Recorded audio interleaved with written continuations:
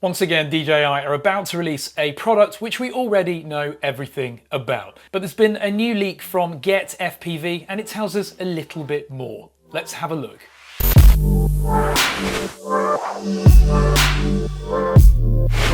Hi, I'm Ash from DroningON, and sorry for the little bit of a break in content, but there's been a lot going on behind the scenes. We'll talk about that later, but in the meantime, let's focus on the new product imminently about to be released from DJI.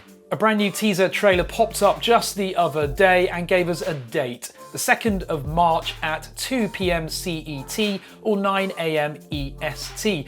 Unfortunately, however, we already all know what's coming, and it is of course the DJI FPV drone. DroningON may be streaming live for that event, so watch this space. But anyway, let's dive straight into this leak from GetFPV. So GetFPV are a drone supplier online. They also, of course, supply FPV products. And these leaks normally occur where under an NDA, they are given pre-release embargo content.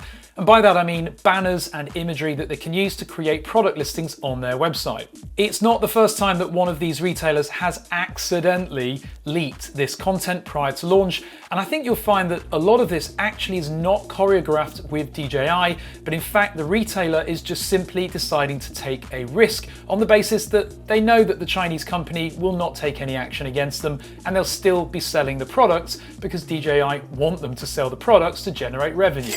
Companies like GetFPV know that if they push out these listings earlier and leak them, that retailers know where they can buy the new product. And so over the years, we've seen retailers such as GetFPV and Argos pushing out these accidental leaks early, and of course it benefits them substantially. In this latest leak, we've seen a product description written by GetFPV that has leaked out accidentally. And in that, we get some more insight into this product. So let's take a look through what we've got. So in this leak, we've basically got a very long specification. You can tell that this was screen captured on a mobile device, hence why it's so thin. I actually got this image from a Facebook group, a Swedish one called DroningON, which is basically a mass community of people sharing drone-related information. So let's have a look through it. You can see at the top it says GetFPV retailer leak, everything we need to know about the new drone. So it's a new experience, cinematic, blah, blah, blah. It says here acrobatic capabilities, but as we'll read on later, it doesn't sound particularly capable of acrobatics, but maybe that's future-proofing. The result is a video and camera platform that's uniquely positioned in the market for filming action and a drone that's more fun to fly than any DJI drone that's come before. Now, this is where I worry about consumer expectations. I don't want to see consumers buying this thinking that it's effectively a Mavic, which is also more fun, because it's not. It doesn't have a mechanical 3-axis gimbal, it has a 1-axis gimbal, and that gimbal is not really intended for stabilizing the video. Instead, it uses rock-steady technology, which is electronic image stabilization. So don't think that by buying this, you're not going to need a Mavic Air 2 or a Mavic 2 Pro. This is more of a fun drone that's going to be capturing video that's usable, absolutely, but it's not going to be as cinematic and high quality as the video that you'll get from a Mavic 2 or even a Mavic Air 2. What's included? The main components of the system are the drone, the controller, the goggles. Now that's great that in this you're going to get everything you need. You don't need to buy any additional accessories here to just simply get the goggles on, get your controller started up and fly. And then of course for the drone itself, you'll get a battery, propellers, gimbal protector and top shell. Notice that it's not plural on shell, and when you do crash this thing, because you will, the shell's probably going to be quite vulnerable on top, so I'd imagine that you'll need some spares of that. The goggles include antennas, that's great, and a battery, again, singular not plural. You're going to need more batteries on this. As with any FPV quad, if I go and fly my FPV quads, the flight time on them is much shorter than this thing, but I take at least 4 or 5 packs with me. USB-C, USB-C, USB-C. Lovely to see that this is a USB-C product. We're not using micro USB anymore. You'll also get an AC adapter and cable, that's no doubt for charging it, of course. Now on to one of the key topics, video. DJI has always been at the forefront of image quality on drones, and this is no different. Now remember that as it goes on to explain here, there are 2 elements of video here. is the video feed that you get back into your goggles as the operator of the drone, and then there's actually the feed that is captured and stored for you to use in high resolution purposes.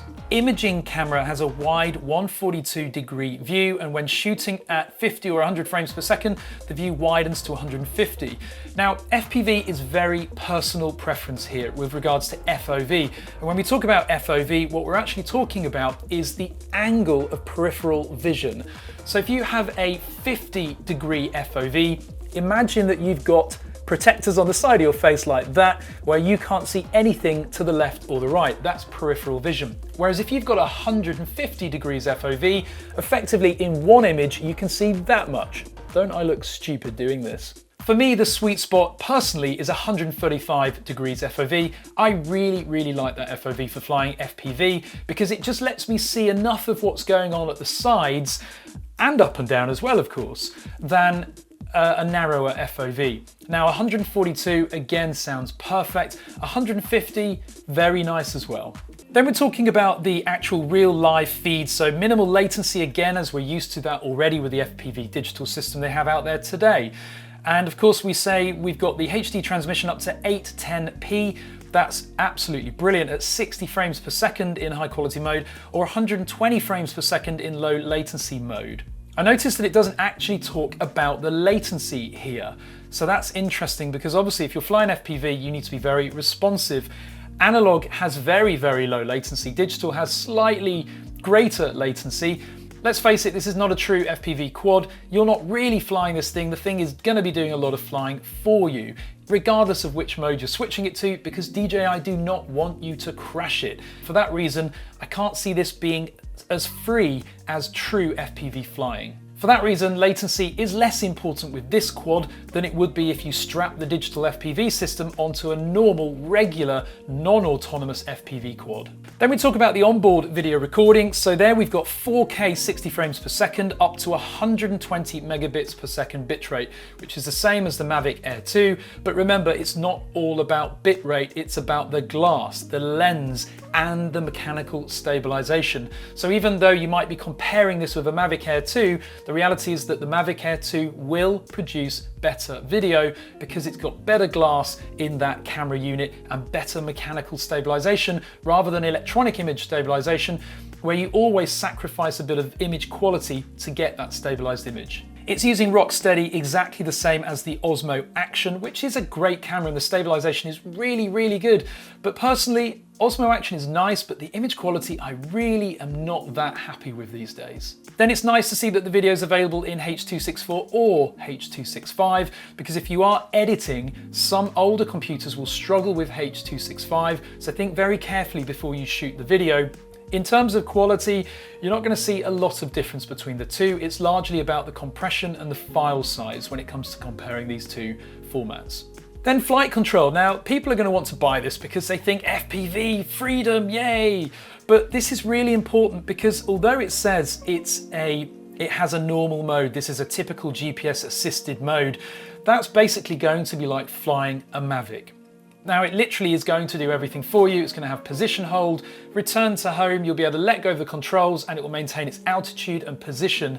That is a Mavic, okay? So if you're buying this just because of normal mode, you might as well buy a Mavic. It's also at its most limited, as it says, with a maximum altitude angle of 25 degrees and a maximum flight speed of 33 miles per hour. That's about 50 kilometers per hour. It's still quick, but again, with the limitations on the angle and the speed, effectively, you've got a Mavic. You can switch to sports mode, as it says, which increases the flight speed to 60 miles per hour. That's about 85 kilometers per hour, which again is very quick. It also doubles the ascent and descent rates. Now it says sports mode will be a big step up for pilots used to flying smaller DJI quadcopters.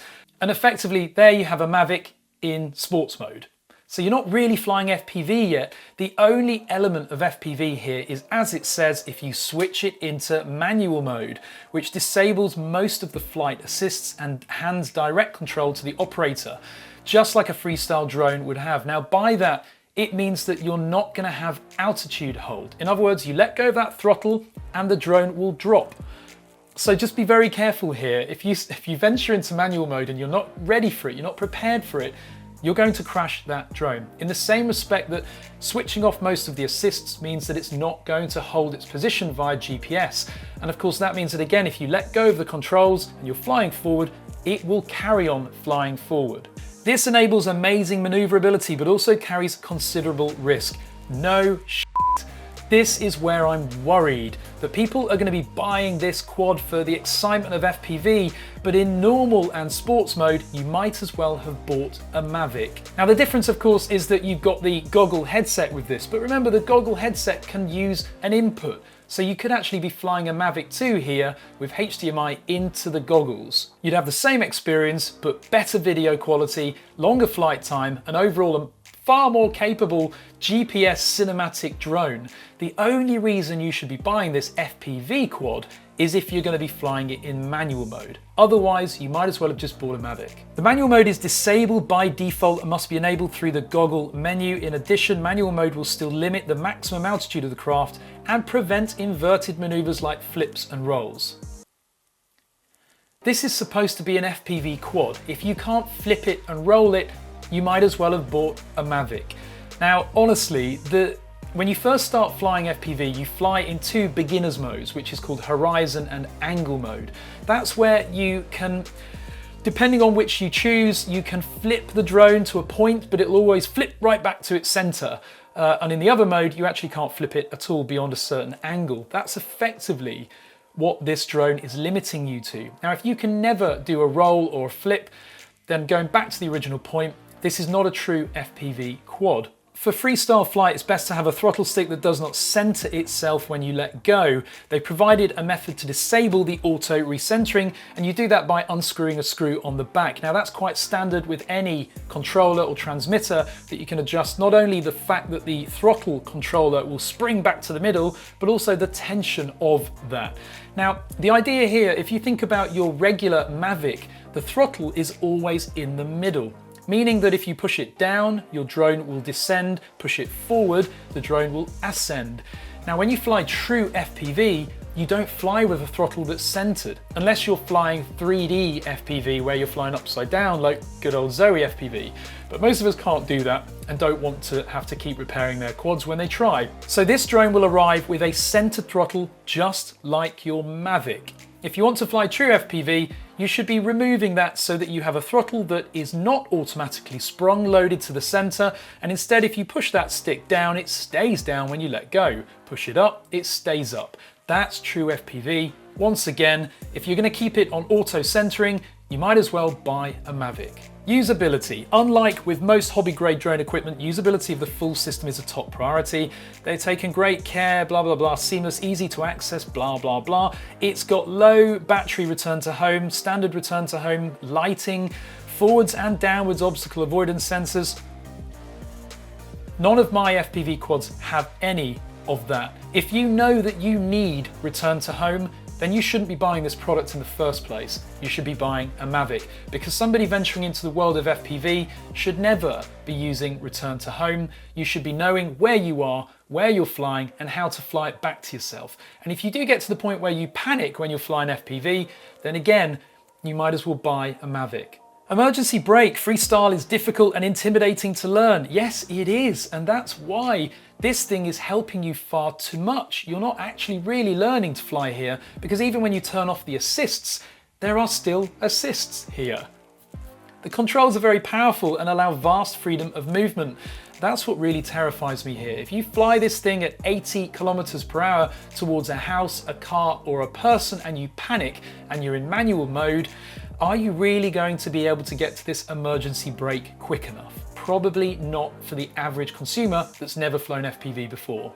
Crashes can be dangerous and costly. They can also injure people, blind people, and cause serious damage to people. The FPV drone mitigates the risk with a panic button. When you activate it, the drone goes into full stabilisation mode, sets itself upright, and hovers in place. That's great, but the drone is not mitigating the risk of the consumer not being able to press that button in time. People crash when they're driving their cars despite having a brake pedal. Most of the time because they can't get to the brake pedal quick enough. And exactly the same scenario applies here. If they don't get to the panic button before they've panicked, then it will still crash and injure people. Motion controller. Now this is very interesting actually. Rather than a conventional controller with two control sticks, they've got a single-handed controller, which I'll show on the screen right now from the imagery leaks from GetFPV. And this is an interesting way. Now it's not out yet and it says details are still forthcoming. Now, as we all know with DJI, they are quite an agile company in terms of their release methodology. So don't expect to see this soon. In fact, I wouldn't expect us to see it for many, many months after release. Let's think back to the Osmo Pocket's waterproof cover. I think that took 6 months to arrive, and I wouldn't be surprised if this takes about the same time. In fact, I believe the reason DJI aren't releasing this right now is because they want to see how popular this FPV drone will be, and then decide whether it's actually worth manufacturing this controller. Performance. Now you're going to get a 20-minute flight time and speeds of up to 60 miles per hour. The FPV drone is no slouch, and it won't come as a surprise to long-term hobbyists that the drone is a bit more tame than quadcopters built for racing or freestyle. Now for that reason, I think many experienced FPVers just won't be interested in this, because we don't fly FPV for tame, we fly FPV for freedom, and that's the whole point. If you don't want complete freedom, just buy yourself a Mavic. It'll be much cheaper and safer investment for you with much, much better results in terms of cinematography. It also then talks about the propellers and also the fact that it's carrying nearly 800 grams of weight, which will make the drone drift and slide through corners instead of providing the locked-in feel. Now, when we talk about a locked-in feel, this is an FPV pilot term for that feeling where you know where the quad's going to go. Where you point it, it goes, and it's absolutely agile and specific, which means that you can fly through gates, you can fly through gaps in trees, and you know you're going to get through that gap without the quad sliding.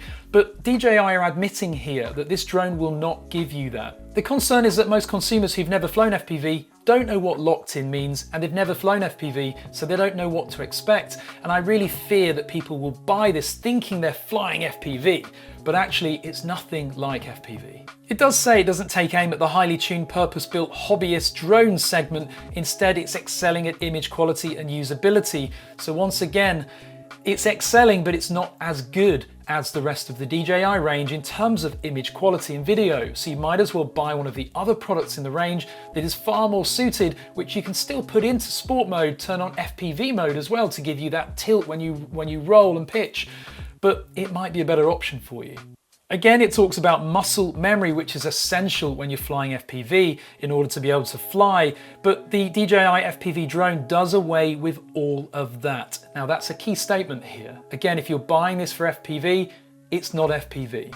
It's a charge and fly product which gives the operator a taste of true freestyle handling. Yes, maybe a taste, but no different than a Mavic in sports mode with the goggles on would also give you. Interestingly, the DJI FPV drone incorporates ADS-B, which is the new technology for AirSense, which allows it to detect other aircraft nearby, at least other aircraft which have ADS-B transmitters fitted, because not all GA aviation does yet. But that is interesting, and it does mean that you will see that information in your goggles. That's pretty cool. Talking about the goggles as well, if you've never flown with goggles on your face before, that's something which will be a real surprise to you. People love it or hate it. Some people feel very, very motion sick. Some people need to sit down, some people can do it standing up. It's definitely worth having a go of goggles before you invest all of this money in this product, because you might just not like it. And remember that at the moment, there's not really any other easy option to fly this quad other than wearing the goggles. The transmitter that you get with it doesn't have a screen, remember. There's a conclusion here, but I'll give my conclusion, which is that this product is a great idea. I love the thinking of it. DJI are really jumping on a sector of the drone market which is not really new for them, but that they haven't ventured into in terms of opening it up for the regular consumer. But I have a big fear that the regular consumer is going to buy this thinking that they're flying FPV, when really it's not true FPV quad flying. It's first-person perspective because you're wearing goggles, absolutely, but you can get that same first-person experience by attaching goggles to a regular DJI GPS drone, stick it in sports mode, and then turning on FPV mode. If you're buying this because you truly want to get into FPV, then do consider the fact that the money you're handing over could buy you 2 or 3 regular FPV quads and a good pair of goggles to go with it. By going that route, you're learning true FPV, you're learning how to fix, how to tune the flight controller, and how to really fly FPV. By going this route with this new product from DJI, you're kind of taking a shortcut, and it's more of a simulator than real FPV. Also consider that when you do turn this into manual mode, that's the only way you're going to get in towards FPV flying. And then all of the assists are off, and it's down to you to hit that panic button before you hit something or someone. Don't get me wrong, and the trolls will be commenting already below saying, hater, blah, blah, blah. But ultimately, my job here as a drone YouTuber is to make sure that consumers are spending their money wisely. And I don't want to see you guys throwing away $1,300 on a product that you'll fly once, you might smash it up into pieces, and you'll regret that investment. So think really carefully before you buy it. Regardless, it's going to be an exciting launch event, isn't it? We're probably going to be live streaming during the event with a panelist of interesting drone people. So be sure to keep an eye out and tune in when we launch that live stream. In the meantime, comment below, what do you think? Give the video a thumbs up or a thumbs down if you're one of those hating trolls. And of course, hit that subscribe button. Thank you very much for watching.